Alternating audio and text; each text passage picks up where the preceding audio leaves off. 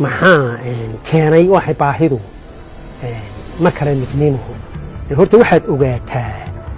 si rasmi ah inaanay mar raba u kala bixin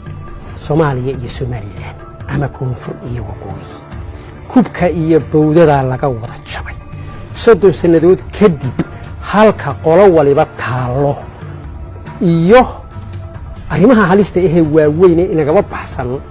ee siyaasadda gobolka Geeska Afrika imika ka dhacaysa cusub ee waayaheeda iyo siyaasadaheedaba leh isbedelada maanta jira waxay abuurayaan fursado waaweyn fursadaha waaweyn ee abuurayaan marka aad eegto gudaheena ama Soomaaliland ha ahaato ama Soomaaliya ha ahaatee waxa muuqata hadii lagu jiro sidanaynu nahay 30 sanadood u dambeeyay aynu ku soo jiray in 10 sanadood ee soo socda haddaan hadda talaabo wax ku oola la qaadin in aynu yeelan doono sawir ka maanta ka foolxun oo dib la isugu canaanto oo mas'uuliyiintu dib isugu canaantaan oo dadka waxgaradka dib isugu canaantaan oo abwaanadu dib isugu canaantaan oo xildhibaanadu dib isugu canaantaan oo culimada iyo ganacsiyaashu ay dib isugu canaantaan taariikh madow oo foolxun ayaa 10 sano soo socota iman karta haddii aan maanta tabaabulsho iyo qorshe lahayn isu imaatinku shaki kuma jiro labada dhinacba geed walba in gubtaa hoos taala Soomaaliland ma dhibaato la'ayn mar walba dhibaato jirtay wala wax badan u qabsoomeen oo dadka shacabkii ay la yimaadeen inay hogaamiyayaashu inta badan shaqo ku lahayn maanta waxa xaqiiqo ah oo waaqiciya in wixii 30 sano la yabyabay 10 sano u dambeeyay ay noqdeen hal bacaad lagu dhisay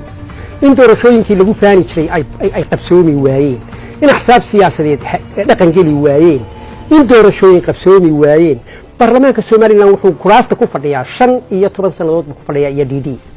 guurtida iyada hadalkeeda in axsaabta siyaasadda waynu ognahay saddex xisbiye wadanka ku jira iyo tayadooda haddii loo noqdo dibudhacyada dhaqaale iyo bulsheed hadday noqoto biyaha hadday noqoto caafimaadka hadday noqoto waxbarashada hadday xitaa noqoto amniga dadku marka ay Soomaaliland iyo nabadeeda laga hadlayo gobollo cayiman oo soo qadimaan cadaalad darrida ka jirta wadanka soo hana qaadaysa ee imika meel walba jibisay karkaarka Soomaaliland wixii ay 30 in badan soo dhisay dib ay u cuntaa way iscimantaa maalinba in baa fuqdo oo daadegta sharci meesha kama jiro ummaddu ay u siman tahay Soomaaliland waxay marka qaarkood noqotay qoyslaan afka ka dhowri mayno in ilaahay inta laga baqaa ilaahay bay ku yaalaan Booba Yuusuf Ducaale oo kamid ah xag jirka xilligan laga tirada badan yahay dooda iyo qarnaqsiga baasha wuxuu kaga jawaabay TV-ga dooda qabtay waa cadow hal la xidho